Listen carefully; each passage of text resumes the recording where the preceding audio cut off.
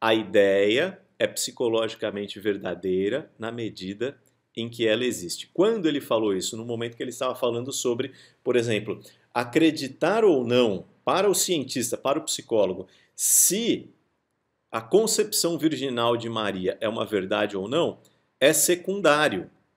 Isso não é o que é relevante, mas o que é relevante é se o nosso paciente acredita ou não naquilo. É isso que nos importa naquele momento enquanto psicólogos, certo? Porque a ideia é psicologicamente verdadeira na medida que ela existe. Então, vamos supor que fosse possível, né, a gente ter uma prova de se isso é verdade ou não. E aí nós provássemos que é mentira. Não ia mudar nada, porque se a pessoa acredita que é verdade, então para ela aquilo é verdadeiro. Notam? A ideia é psicologicamente verdadeira na medida em que ela existe. Não depende de prova. Então essa é a contribuição que Jung está nos dando, falando o seguinte, olha, fé e razão, que são campos distintos, eles se encontram em alguns pontos sim, como por exemplo, se um indivíduo tem fé em alguma coisa, aquilo vai afetar a vida dele, de alguma forma, independente daquilo ser comprovado pela razão ou não. Por isso esse é um tema tão importante. Por isso esse tema não pode ser negligenciado, pessoal. Agora, diante disso, pessoal, o Daniel citou aí a cartilha do Interpsi, que é um material que o CRP de São Paulo produziu, e nessa cartilha, um dos editores é o professor Wellington Zangari, da Universidade de São Paulo, junto com ele a sua esposa, a Fátima Regina Machado, que também é uma pesquisadora na psicologia da religião, importante, e ambos criaram uma série de 10 recomendações para nos ajudar, enquanto cientistas, psicólogos, a termos equilíbrio nisso. Tá? E eu vou trazer aqui, resumidamente, em 7 tópicos, quais são essas 10 recomendações, tá certo? A primeira delas, e no original, lá na cartilha do Interpsi, você encontra esse original, eles vão fazer uma brincadeira, um trocadilho, né? Dizer que são os 10 mandamentos da psicologia e da religião. Então ele vai dizer o seguinte, a primeira delas, não afirmar a existência ou a inexistência do transcendente. Compreenda que, então, primeiro, né, voltando, primeiro, não dá para alguém, um psicólogo, ele, usando a ciência como base, ou qualquer outro cientista, dizer que o transcendente existe e nem que ele não existe. Por quê? Porque foge ao escopo. Eu pergunto, qual que é o método científico que nos torna capazes de avaliar o mundo espiritual transcendente? Não existe esse método, não existe. Então, o máximo que a ciência pode dizer é, não sabemos. Ela não pode dizer, tem gente que fala assim, a ciência fala que Deus não existe. Não é assim, a ciência não é capaz de dizer que ele não existe, mas nem que ele existe. Mas como as pessoas leem e falam assim, a ciência diz que não dá para saber se Deus existe. Ah, então ela diz que ele não existe. Não necessariamente. Ela diz o quê? Que não dá para saber à luz dos métodos que a ciência possui, certo? E entender que, item 2, olha só, não afirmar a existência ou inexistência do transcendente não significa que o transcendente não existe. Então, o fato da ciência não ser capaz de afirmar isso, de provar isso, e nem a religião ser capaz de provar isso, não significa que essas coisas não existam. Tá? Então, vejam só, para eu ter uma atitude científica, eu não preciso negar o transcendente. Esse que é o ponto. Eu posso simplesmente dizer o seguinte, à luz da ciência, é impossível dizer. Embora, particularmente, eu possa acreditar. Aí a gente entra na esfera da fé. O que a gente não pode é dizer que a ciência dá respaldo ou não para essa afirmação, porque esse não é o propósito e a ciência também não tem métodos suficientes para isso. Continuando aqui. Não pratique uma psicologia da religião religiosa e nem irreligiosa, certo? Então, aqui a gente está vendo o seguinte, que Quando a psicologia se detém do estudo da religião, da experiência religiosa, ela não pode partir de uma perspectiva religiosa e nem irreligiosa. Por quê? A psicologia da religião não está a serviço, está a serviço da psicologia, e não da religião, e nem das ideologias também, podemos dizer, de nenhuma das duas coisas. Tá? A psicologia e as ciências, de maneira geral, elas estão a serviço do quê? Da própria ciência em si. Então, olha só, por que é ruim, pessoal, a gente ter uma psicologia da religião religiosa, uma ciência religiosa? Porque a gente desvirtua.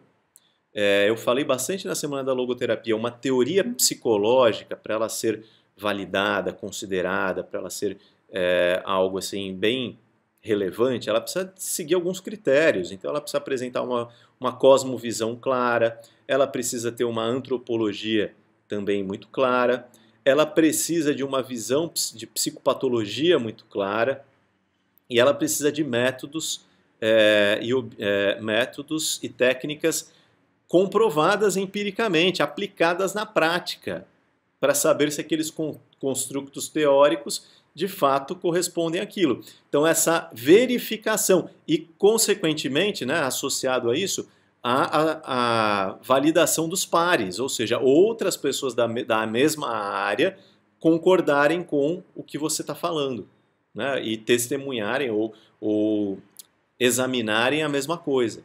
Notam? E quando a religião, por outro lado, ela não precisa disso tudo, ela não precisa de uma verificação empírica, porque ela se apoia na fé também. Então a gente cai nesse dilema quando a gente tenta misturar as duas coisas. Mais um item, e esse acho que entra um pouco no que foi dito agora, né? É a questão do respeito. Independente de você ser um crente ou um descrente, independente de você ter muita fé em Deus ou você ser um ateu convicto, nada te dá o direito de desrespeitar quem pensa diferente. E nem no que diz respeito às ideologias, a gente pode até ampliar. Então, temos que respeitar. E se você é um psicólogo, né, um cientista do comportamento, que está na área clínica, atendendo as pessoas, mais ainda, que tipo de vínculo você vai formar com o seu paciente se você não é capaz de respeitar a crença ou a descrença dele? Então, é importantíssimo entendermos isso, né, que temos que respeitar a crença ou a descrença das pessoas. Enfim, cada um tem direito a pensar o que quiser. Não pratique, olha só, religião, esoterismo ou pseudociência no seu consultório. Esse é um dos casos onde muitas vezes as pessoas cruzam a linha.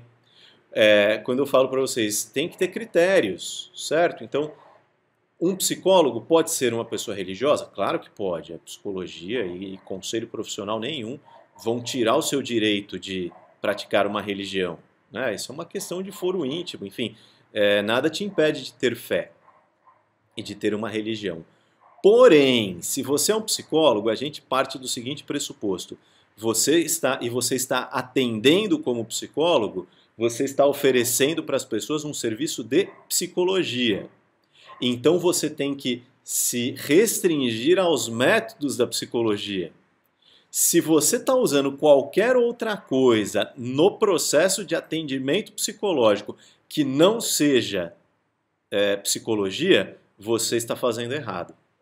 Então, seja lá cristais, florais, aromaterapia, cromoterapia, tem uma série, né? Reiki, barras, qualquer coisa desse tipo, dessa natureza, que não são recursos da psicologia, mapa astral, né? Enfim, veja só, e com isso eu não estou dizendo aqui para vocês que essas coisas não servem, que elas são ruins, que elas não podem ajudar. Elas podem servir, elas podem ser boas, elas podem ajudar.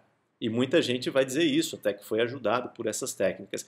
Agora, elas não são técnicas da psicologia.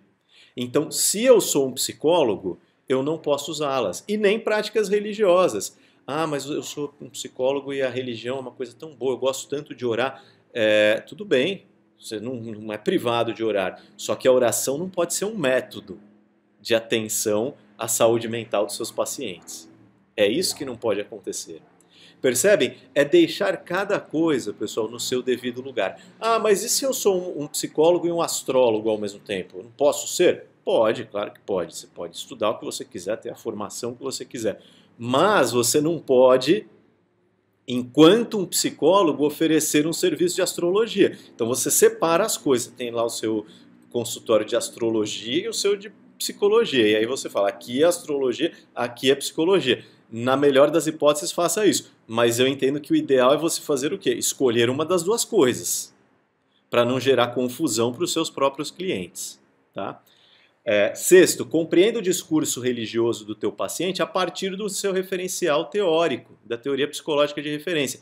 Ou seja, a gente vai entender a experiência religiosa à luz de uma teoria psicológica, como psicólogos, não à luz da opinião ou da teologia.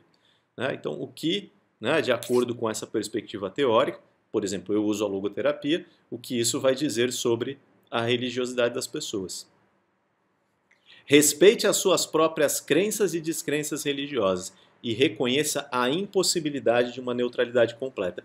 Essa é a última recomendação, porque assim como a gente tem que respeitar a crença ou a descrença dos outros, a gente tem que respeitar a nossa própria crença ou a nossa própria descrença.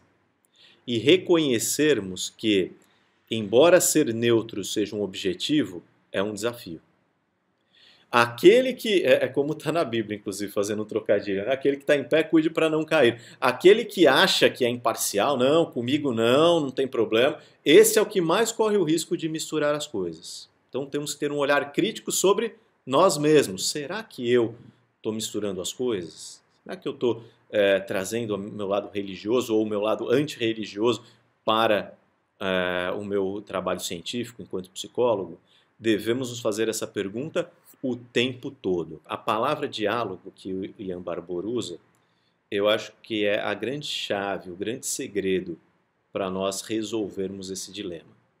Se nós soubermos dialogar, nós seremos capazes de encontrar pontos em comum e exaltá-los e dizer, olha que legal, nesse ponto aqui a religião e a ciência, apesar de virem de métodos diferentes, elas chegaram a uma conclusão parecida. Muito bom, legal. Como é o caso, por exemplo, do estudo do coping religioso, os métodos de enfrentamento, onde a ciência, a luz da psicologia e a religião, ambos vão dizer o seguinte, olha, certas práticas religiosas ajudam as pessoas no enfrentamento do estresse. Muito bom, legal. Diálogo e respeito nunca são demais. Nunca são demais. Sempre cabe diálogo, sempre cabe uma postura de respeito, e quando a gente faz isso, a gente é capaz de promover o quê? Evolução em ambas as áreas.